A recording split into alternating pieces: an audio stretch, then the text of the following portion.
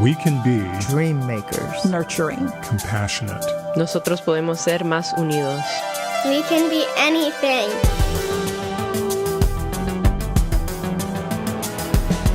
I'm Grant Oliphant. This is We Can Be. Today we have a guest whose journey could be the subject of a movie, and in fact it has been. Hamza Perez is the co-founder of the Light of Age Mosque on Pittsburgh's North Side, as well as the founder of YANI, Youth Alliance of Network and Empowerment, at the Islamic Center of Pittsburgh. My family, being born on Valentine's Day, they always told me I'm going to be this big lover. So I said, man, I got to start investigating how to be a lover. So I began my process of trying to become a lover around the age of 5. My mom went to go get a haircut, and at this time, back in the 80s, Brooke Shields was big. And so this white woman in the hair salon, she looked like Brooke Shields. And I said, man, that's it. This is my time. I got to make her my woman. And then I said, man, but I'm not a man, you know? My dad said men have hair on their chests.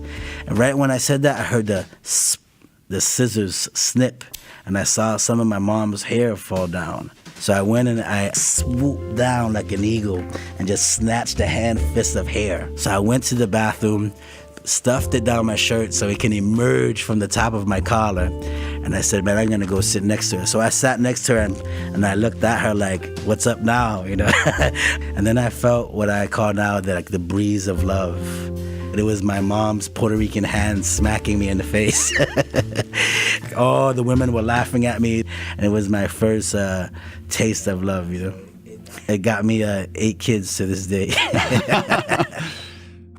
Hamza's pathway from a Puerto Rican Catholic family to a Muslim leader has been one with many turns, and that is just what makes him and his work so engaging. His life thus far has been about overcoming perceptions of what he could become, where he could go, what he should believe, a family, friends, and in some instances, a suspicious and hostile world. He writes, has been a rapper, has been the subject of a PBS film, New Muslim Cool, and he is a positive and hopeful force in our city and world. He is also an incredibly modest man, and I am honored to share his story. Hamza Perez, thank you so much for being with us today. Thank you for having me. It's a pleasure, and I think an important moment for us to have this conversation. This program is really about creating a better country and a better world. It's for people who believe in the possibility of that. I know you do, so I'm delighted that we're able to feature you. You're a man of color. You've described yourself this way. You've got a full, thick beard and a traditional Islamic dress and the outfit you would describe as Kameez, thobe. So you're embodying what an Islamic man might look like for Americans. How are you treated as you walk around Pittsburgh? Pittsburgh is kind of behind other major cities in cultural diversity. You know, I think people generally are good here. And especially on our side of the city, on the north side, a lot of people have a lot of respect for Islam, as far as from the African-American community. Now with other populations moving in, our neighbors, they also have good experiences with us. So, you know, I don't find too much trouble. Yeah.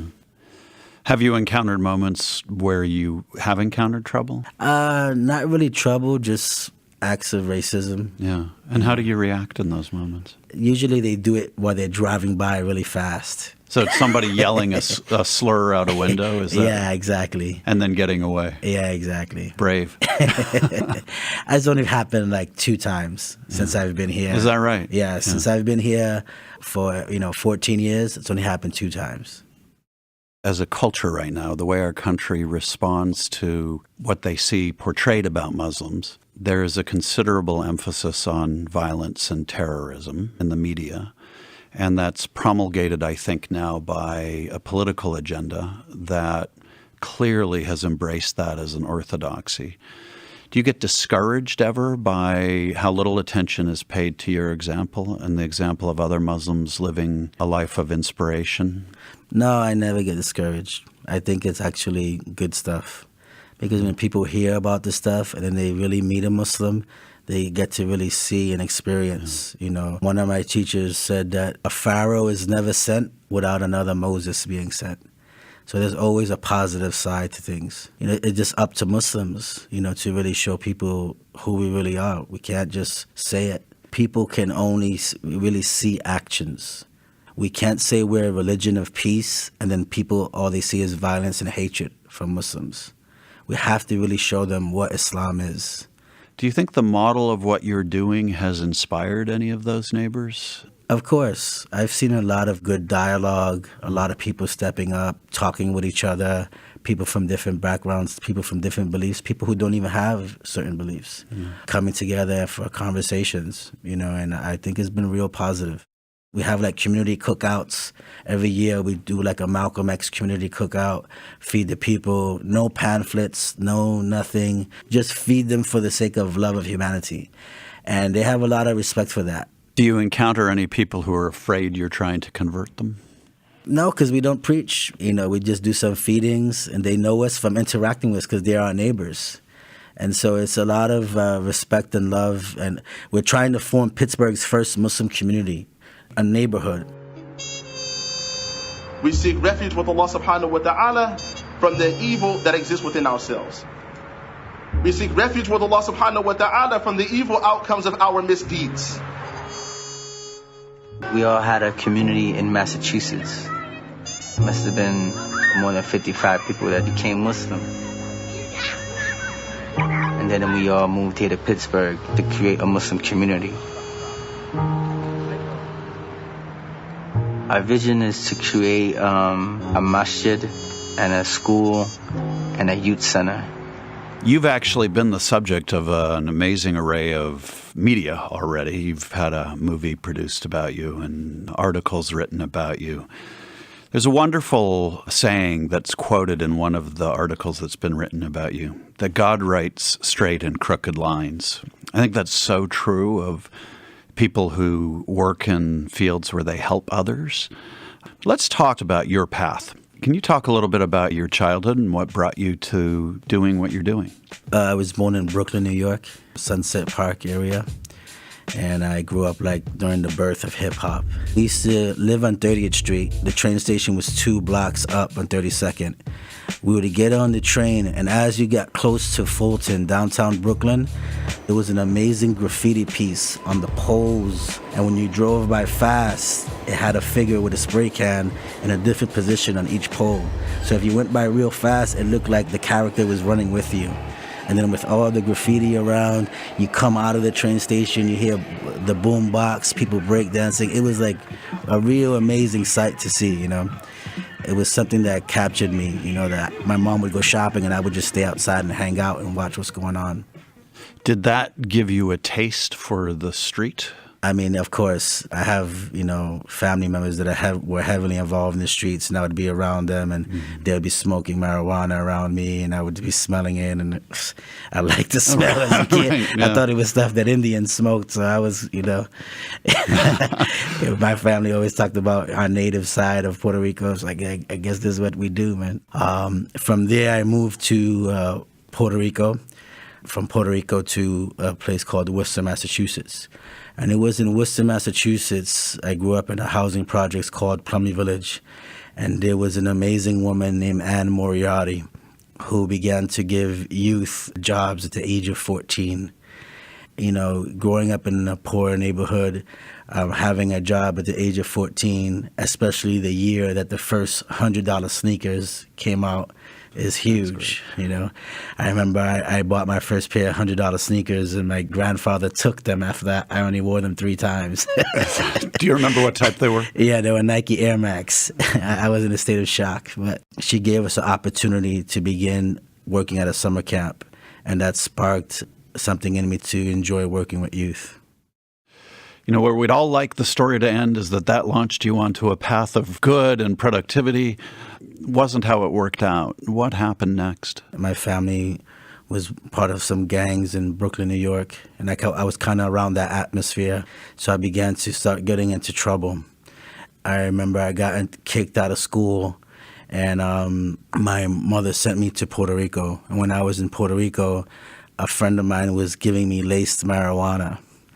And I really didn't know what it was. I was only 14 years old. And then later on, I found out that it was heroin that he was putting in the marijuana.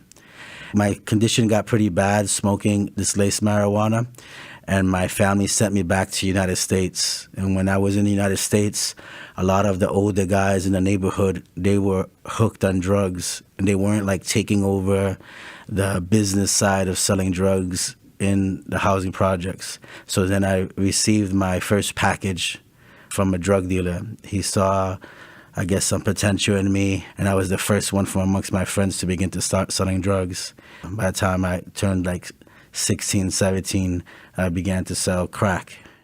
From there, things just got pretty intense and downhill. For many young men, that's unfortunately the end of the story. We see the way the criminal justice system works in this country, that often that leads to prison, and prison leads to more of the same.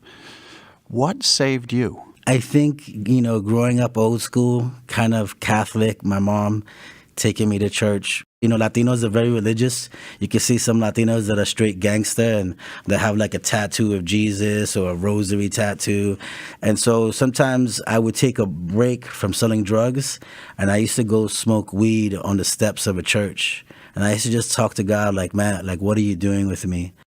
You clearly were looking for something. You clearly were struggling. What took you away from the streets? What transformed you? I was the first one to start selling. So I was seeing friends of mine who were once like innocent become overcome by street life. And they were starting to get addicted to drugs. And that made me feel really bad inside. And then I would see that we were actually doing pretty good. No matter how much money we got, it never quenched the thirst of happiness for us. And so I knew that there had to be something bigger than this.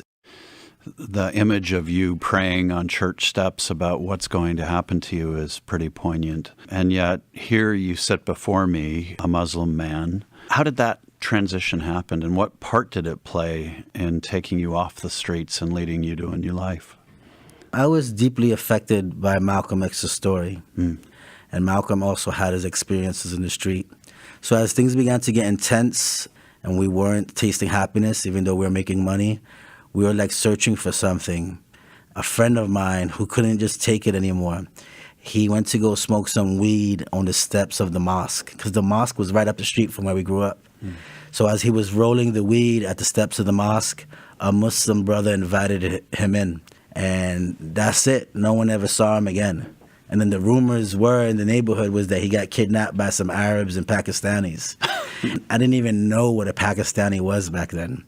And so I was trying to figure out what was going on. I saw a Muslim that I went to school with, and I knew he was Muslim because of his hat. And me inquiring about my friend began the process of me being interested in Islam. Was it just walking in Malcolm X's shoes that attracted you, or was there something about the religion that seemed redemptive for you? I believe God was planting the seed since I was young, because in New York, when my mom would go shopping and I would stay outside, I would see Muslims selling incense. Muslims would be on the street corner in Brooklyn, and they looked like beautiful people to me. And then when I lived in the housing projects, there was a Muslim brother who would play Malcolm X's speeches in the window. He would put a speaker in the window. And then my friend becoming Muslim, I remember I went to go buy some cigars to smoke weed, and my friend picked me up, and he was listening to the Quran. And I thought it was the most amazing thing I ever heard in my life. The Quran had a deep impact on me. This book will sat by the door. Say something about my prophet, I'ma bust your jaw. I'm an E-F-F-E-C-T with an armed struggle based on FTG, guerrilla warfare. Blood, sweat, and tears. A non-stop fight for 1,400 years. I'ma kill for my Ak, I die for my Ak. Bismillah, we gon' rock. You are a rapper. Are you still doing that? By Nah, man. You gave it up. I'm too old and fat. I don't believe in old fat rappers. Yeah. Why was music important for you as part of your conveying a message? I think I was always into music since I was young, and I was doing music before I even became Muslim. And I think it's a form of communication. It's a form of being able to connect with people. And so I had a good time doing it when I did it. I stopped about 8 years ago. Was it hard to let go of that part of yourself? No, I actually wanted to let go of it. Because, you know, music, it has its positive sides and its negative sides. So from an artist perspective, if you're trying to develop yourself spiritually, you can see your ego developing. And when the film came out and the album dropped, I was starting to do tours, and, you know, I had a possibility of really putting myself out there, and I didn't like the taste of it. So I just shut it down all the way. If someone's going to be involved in music and be a Muslim, they have to be very conscious about their ego and the inward corruptions of seeking attention and all this stuff. You have to always renew your intention. In Islam, the biggest threat to humanity is not Satan. Satan, of course, is a problem, you know, evil. But we believe the greatest evil exists right inside of ourselves. You know, it's our ego, it's that corruption, that love of leadership, spotlight, and wanting to be heard and turning people's attention towards ourselves. We started with the idea of God writing straight on crooked lines. And the path that you've been led on has now led you to working with youth, starting a mosque on Pittsburgh's north side and trying to live your philosophy of love as an example for others. Describe the work for us, if you would. I was offered a job by the YMCA of Pittsburgh to deal with drug dealing prevention. That's one of my specialties. Sometimes there's stuff for tobacco prevention, alcohol prevention, but nothing for drug dealing prevention. It ended up working out really good for me. So I moved here, opened up a mosque in the north side, and now I've opened up, you know, a youth center in Oakland to try to help deal with Muslim youth in this society and deal with their parents and, you know, youth culture. I saw a presentation by a demographer the other day about what she's calling Ijen, which is the generation after millennials. Her research suggests that there's a correlation between the rise of smartphones in our culture and rising rates of depression, alienation, isolation among youth, including rates of depression and suicide. Is this something you see? Big time. I think people are losing heart-to-heart interactions because everything is done through smartphones. Their friendships, their communications. Sometimes you go out to dinner, you see two people in love with one another, both staring at their screens, not looking at each other. A lot of how people learn, they just Google things. There's a difference between information and sacred knowledge that you broke yourself and traveled to receive. And you sit in front of another human being with the reality that you don't know. You sit like an empty cup. But if everything I have is through information and Google, and if everything I have and I communicate through social media, I'm not used to heart-to-heart interactions and admonition. I think a powerful example of this was the march that took place the other day. The March for Our Lives, I believe it was called. 6 minutes and about 20 seconds. In a little over 6 minutes, 17 of our friends were taken from us, 15 were injured, and everyone, absolutely everyone, in the Douglas community was forever altered. Everyone who was there understands. Everyone who has been touched by the cold grip of gun violence understands. For those who still can't comprehend because they refuse to, I'll tell you where it went. Right into the ground, 6 feet deep.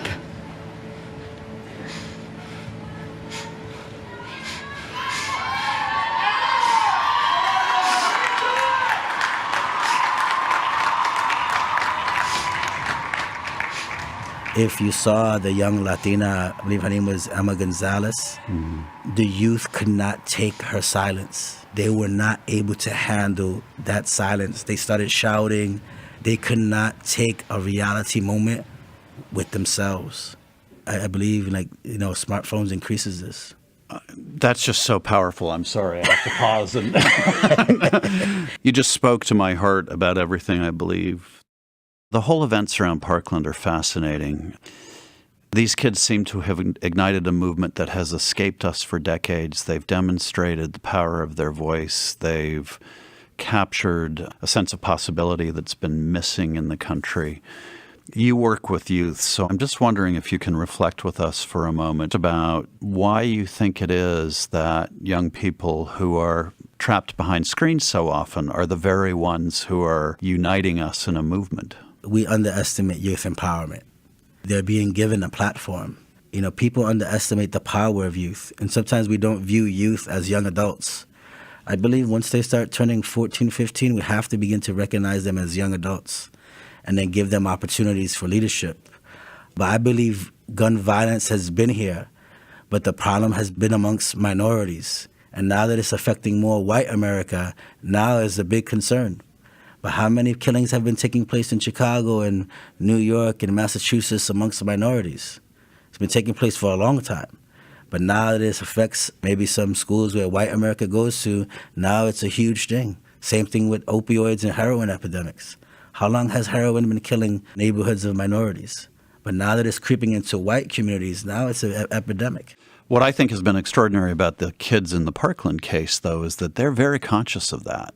They designed March for Our Lives to be broadly embracing. They talk about white privilege. They talk about the fact that this wasn't an issue until they spoke out. Do you see that self-awareness in a lot of kids that age? I think it exists, and I think adults are the ones who dumb it down. Sometimes adults are scared to allow youth to take the lead. And so I believe it exists inside them. And those adults who are nurturing that and allowing youth to have that platform, they're going to experience that. And we have to begin to cultivate that amongst youth. Bashir Jones, who's now in the city council in Cleveland, he said something profound. He said, there's a difference between elders and old people. He said, older people get in the way, elders lead the way. And I think that's what it comes down to. Don't stop the energy of the youth, but be there for guidance and advice and allow them to learn sometimes from their own mistakes. I would love to start a youth center here in Pittsburgh, a youth center for everyone, just a drop-in center, where youth can come in and get services with no strings attached, just come as they are. I think, we need to do a better job at, helping polish the youth of the future and just show them love, Profound. Something I hope we can hang on to. When you look at the Parkland kids and the movement, which gives me a lot of hope, do you think about the role of spirituality in a movement like that? Of course. Or is it purely political? No. When I saw Emma Gonzalez standing up there, I said, wow, I'm in the future. And who is going to show them love? Even the shooters themselves, there seem to be people who are bullied, people who maybe weren't loved and developed properly, and then you have these attacks and stuff going on. Who is going to take some time to polish these youth with some real care without hidden agendas? Whether it be corruption from amongst religious authorities, whether it be corruption from teachers, and whether it be cyberbullying. People are barely tasting a genuine sense of love with no hidden agendas. Let's talk about that for a minute. We're living in a time where one view of what's happening in the world is that there is a retrenchment behind walls, a lot of anger in the culture, a lot of blaming. And we see that coming from the White House on down. What's the antidote for that? I think it's going to take a serious level of patience. I think what we're seeing is the white Obama. And what I mean by that is when Obama became president, it was empowerment for the African-American community. We got somebody in. And now we have Trump. So now you have the right saying, we got one of ours in. We're going to have to weather the storm. We're going to have to hang in there as a people. We're going to have to really come together and even be patient with those who don't like us. I kind of appreciate it because, Malcolm, he used to talk about he appreciated the Southern whites more than the Northern whites. The Southerners were in your face with their hatred. The Northern whites were more hiding it and sneaky with it. I believe these people need to get out, whatever they have on their chests, and it's up to us. Real manners and good character is not when somebody's good with you. Real good character is when someone's disrespecting you, when someone doesn't like you. How you respond to that determines if you have good character. I love that line, and I wish I'd heard it just even a couple of weeks ago. I delivered a talk to students at the University of Pittsburgh, and in the questioning afterwards, a young man asked, how can I be civil and engage with people who don't believe I have a right to be equal. He feels profoundly disrespected, and he doesn't know how to react to people who think he doesn't have a place in this society because he's a young black man. What would be your answer to him? I would tell him that a mountain doesn't have to say it's a mountain. A mountain just stands as a mountain. Whether somebody recognizes it as a mountain or not, that's their issue. If we have respect for ourselves and we push forward no matter what condition we're dealing with, that would speak for ourselves. We have to begin to have knowledge of self and respect for ourselves and develop ourselves into better people. And really look at these people as our brothers and sisters in humanity. Even if they hate us, even if they disrespect us, they live here on the earth with us. We can become like them if we're not careful. I completely agree, and I completely agree. How do we, in a technological age where people are living increasingly behind these screens and interacting in echo chambers and filter bubbles, how do we actually have that common meeting space where the interaction between people who are different can happen so we can find our shared humanity anymore? I don't know. There's different ways it can go about based on where you're at in the country. Mm-hmm. I think food is a big thing that helps. Sometimes just eating with somebody, just feeding somebody. We used to feed the homeless under the highways, and a homeless guy would come out and say, "Are those Muslim sandwiches? Oh, I'm out of here. I don't want no Muslim sandwich." By week 3, this guy was waiting for us, like loving our sandwiches. And it's just, just love. We have to stop wanting people to behave the way we want them to behave and accept them how they are. Treat them with love no matter what. The Quran says, outdo them with patience. Ali ibn Abi Talib, the cousin of the Prophet, he said, one of the ways you know that you have no patience is that you announce that you're being patient. I love that. We need more patience with each other as fellow human beings. And who gives you hope? Islam. In Islam, the Muslim should always be between fear and hope. Fear that I'm not doing things right, but hope that there is a God that is merciful enough to accept me how I am. Islam gives lots of hope. I want to give you the last word to say something about love, since that's your guiding philosophy. What do you want to leave people with? I just believe that we have to be careful that we don't leave this life without tasting real love. Some people taste infatuation, obsession, and all these type of things. But real love is when you look at another person and you see everything that's wrong with them and you still accept them. You still want to be there for them. And we are in a time that people need love. We need to respond to the armies of hatred with armies of love. It seems like the perfect note to end with, and perhaps begin with, love. Thank you, Hamza. Thank you for joining us for We Can Be.